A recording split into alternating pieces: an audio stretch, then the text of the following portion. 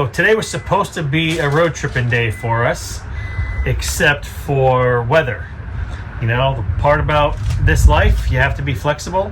And yesterday, as we were starting to pack up and checking the route, and we knew it was going to rain pretty good, we started looking at the actual route and where we were going to wind up. And they were saying severe thunderstorms, hail, the whole 9 yards, pretty much from here in Galveston all the way up into the Baton Rouge area where we were supposed to stop for the night. And well, it's just showing even nationally that the Gulf is getting hit right now. I know back home, up in Flagstaff, all that, they are getting snow. I know Utah has gotten some. So I don't know what's going on. I think there's all these storms and stuff because it's, the middle of March? Yes. But I was also reading the Gulf. This is when they do kind of get a little bit of their, stormy season.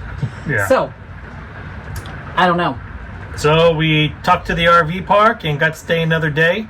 Weather report tomorrow is supposed to be clear and sunny, the entire route for the next leg of where we're going. So we decided, hey, stay one more night, and we've literally just pretty much been stuck in the RV today. Thunderstorms have been going on since about 4:30? That big one. Yeah. I've never heard thunder the way Yeah. and it shook. I mean, we get some storms in Arizona, and particularly the monsoons, but this was so loud, and the lightning is really close. Right. It's some crazy storms out here. Yeah, I will absolutely. say that. So yeah, so we decided to stay another day. We're sitting here watching basketball and eating, and everything's all packed up, so we're just kind of hanging out. And hopefully, according to the weather report, sun's supposed to come out here in a little while. The rain is actually supposed to stop about mid-afternoon. So we'll run to the grocery store, make one more little run, and get ready for another drive day tomorrow. But yeah, live an RV life, you've got to be flexible, And luckily, most RV parks are pretty good about it, because this place let us stay an extra day. The place we're staying tomorrow let us push back a day. The place we're going after that let us push back a day. we did get lucky here, though, because had it been spring break, this place was completely packed, so we would not have been able to stay for sure. But with spring break ending, everybody had kind of head out. It's pretty empty now. Oh yeah. So it was easy to extend our stay one more night, and with the sun coming out, we'll probably get one more walk on the beach out, because we're going to need to get out of the rig. Yes. And yeah, it's all good. All right, then we will see you tomorrow morning on road tripping day.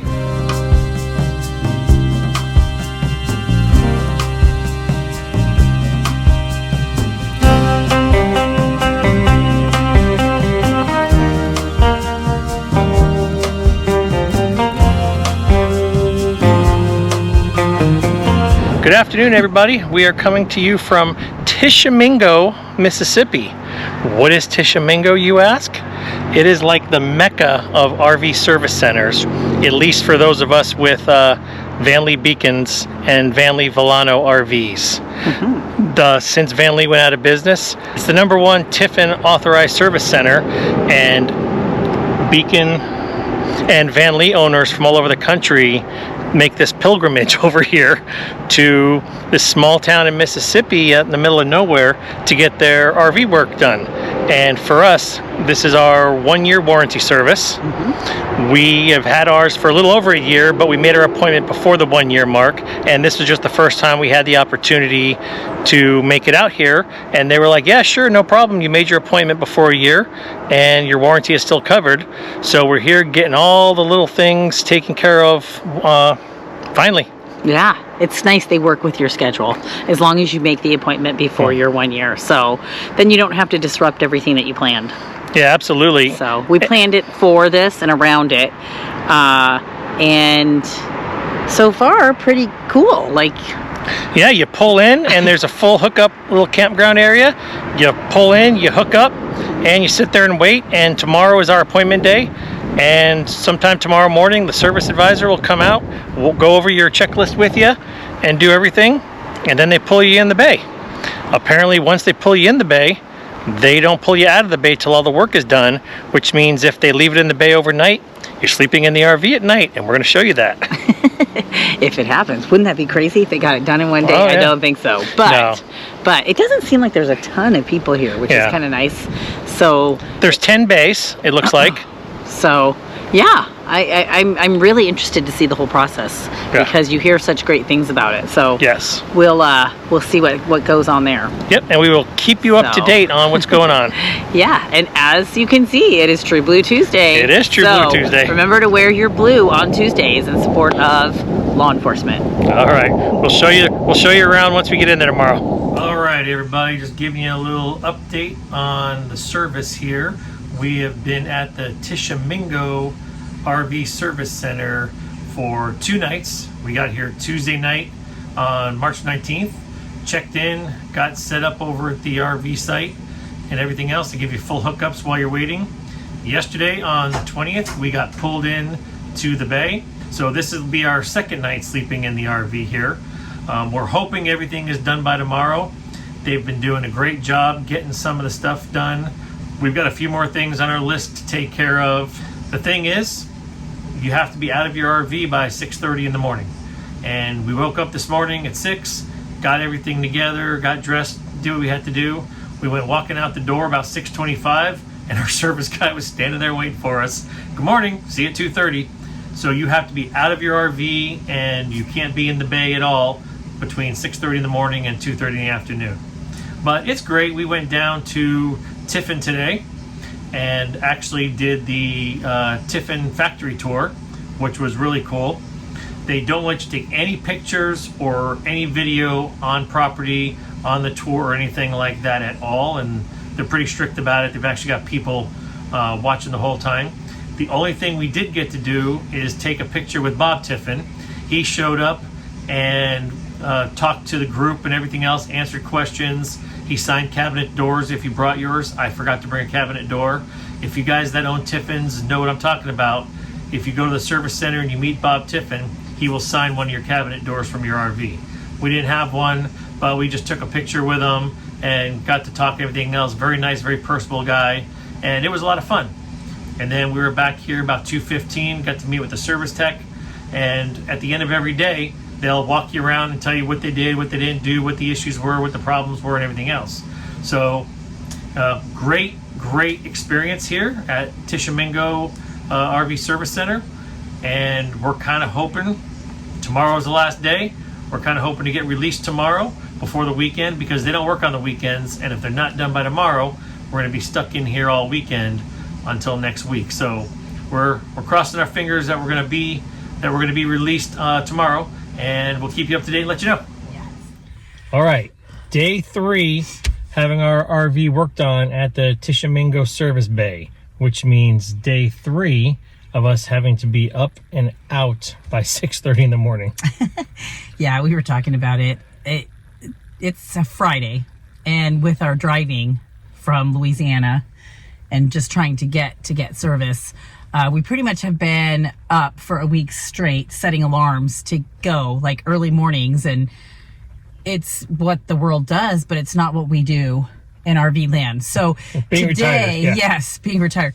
Today, I am feeling it. It took a toll on me. I'm like, 5:30 comes around early, and still not like being able to fall asleep super early. Right. I don't know what that's about.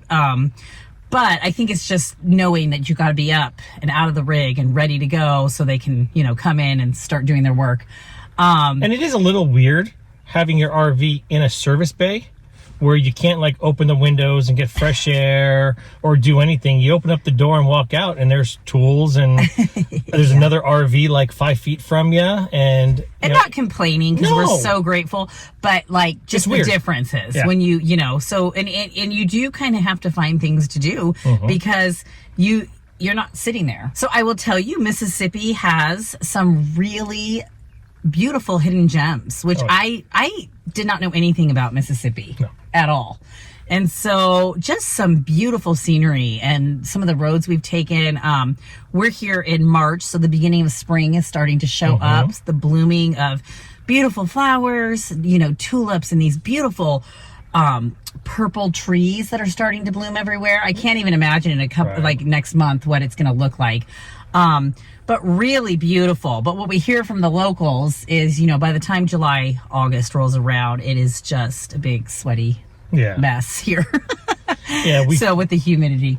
We found this cool road that goes from Tishomingo all the way up into Tupelo called the Natchez Trace Parkway, which, doing some research on it, I didn't realize it's actually like over 400 miles and it goes through 3 different states.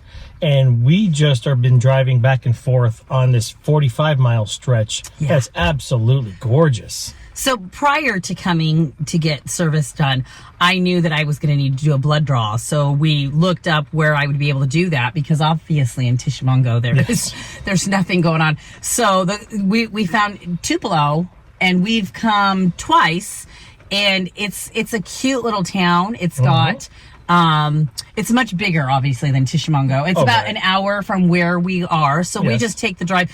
You're killing time anyway, because you have to be out of your rig from basically 6:30 to 2. And so we're like, hey, we're just gonna go and see the town and see what it has to offer. And it's super cute. It's kind of given us some stuff to do, which is nice. Makes the days a little shorter, and it's a beautiful drive to it. While going in to have my blood work done, you just talk to the locals. We're like, hey, where do you eat? What's to see around here? And let me tell you, the suggestions, they were so helpful and so kind. That's another thing I want to address while we're sitting here talking about it. By the way, we're sorry we're sitting in the truck it's again, but we're outside in this beautiful park area. And it just started raining. So we decided to come in the truck and talk to you. Our weather has been perfect. It's been beautiful, sunny, but today is rain. So, but that's what I was going to say, because a lot of people ask about doctors and things like that. If you do the research, you can generally figure it out. And so knowing that I had to do a blood draw, I just did my research before we left Arizona. And gosh, I will tell you, now I've done this twice. I had to do it in July as well. I don't think we documented it on the channel. My experience in July, from July to today, oh my gosh. The July one was not so great.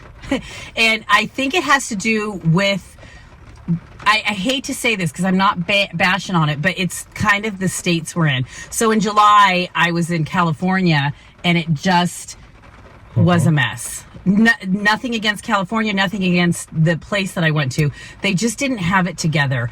And at this place in Mississippi, oh my goodness. Southern hospitality. Oh, and it is a real thing. These women, they were coming, like, I just saw one lady. There were 2 other girls that kept talking to us about everything we need to see here. And, oh my gosh, you guys travel. And they wanted to know all about it. And they were talking to Kevin and I so much and so completely invested, and wanted us to experience the things in their town that you know, speak to them. And then they were very honest. No, this part stinks, this part's good. And so I just so appreciated, you know, it's not always easy when you have to figure out health stuff out of your home state. And so they just made me feel so good, especially after having not a great experience in July. And it could have just been the people. I'm not bashing California.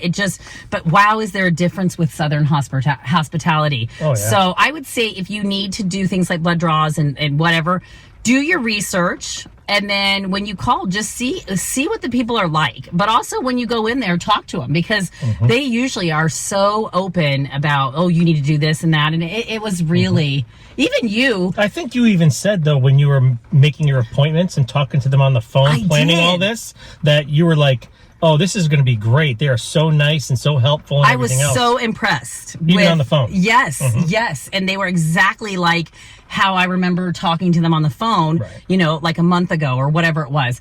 And again, it's going to vary because people vary, but it is totally doable. And this place made me so comfortable and just put me at, you know, you want comfort because you're used to the people that you're used to going to at home. So, and what's funny is you came with me just because we were taking the hour drive, and they talked to Kevin just as much as they talked to me. Like, they were the nicest women and so good about making me feel comfortable. So we drove down to the birthplace of Elvis in Tupelo, Mississippi. Which is a big deal here in Tupelo, because There's signs everywhere. Yes. Statues of guitars everywhere and everything else. And you come up here to the birthplace, and there's a cool little gift shop and everything else, and a whole little walking tour outside that has signs and gets you, you know, this is the house, this is his church, this was his outhouse.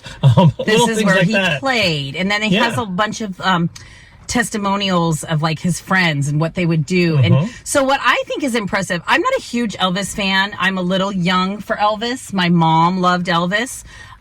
Kevin, you grew up. We talked about this. His dad loved music. Dad. If my dad was still alive, he would be over the top excited that we were here looking at this. Yeah. So, but here's the thing. It's not the most amazing place you're ever going to go. Obviously, people love to go to Graceland, right? Yeah. But this is worth the stop if you have to spend some time in Tupelo, Mississippi. It's not going to be an all-day thing, but they've done a really good job of paying homage to where Elvis grew up and his humble beginnings as a child. And they've built this whole area. It's like a park, but it's so like peaceful and serene, I think would be the word. They have put ponds in there and benches and reflecting places, and they just kind of have you walk through and just see where he grew up. And they kind of challenge you to take a minute and think about what he did as a child, because I guess he moved away from here, I think at 11 or 12 years old. His dad packed him all up and they moved to Memphis to make a better life because they had a very humble beginning. And so I thought it was great. You can go into the museum, and if you pay for the museum, you can also tour or go inside the church and his house. We did not do that. You have to go. Yeah, and we felt like, you know, it was just cool to walk around and see the house and the church. The church is so cute. Oh my gosh. Little House on the Prairie is what it's bringing me back to. But anyway, it definitely worth it. You could do it easily in a half hour, right? Yeah, we've been here almost an hour. Yeah. Right, you can take as long as or as short as you want to. So because I think we're killing time, we just kind of strolled through, but it was so beautiful. Yeah. And so definitely worth doing if you're in Tupelo. Yeah, absolutely. So, and again, if you're in Tishomingo or Red Bay, getting RV work done in any of those places, it's 45-minute to an hour drive down a beautiful highway. It is. Take the trip. It really is. It is. I mean, you got to figure out things to do anyway. That's how I look at it. So, and I just can't sit around. So, well worth it. We have enjoyed it. We've enjoyed the hospitality in Mississippi. It is like nothing else I've ever experienced. We thought the people in Texas were nice. Wow. Mississippi, the people are so kind, and it's been a great experience. Yeah. So what do you say we go hit up one of those lunch recommendations? Yeah, we're going to do that. We're going to go see.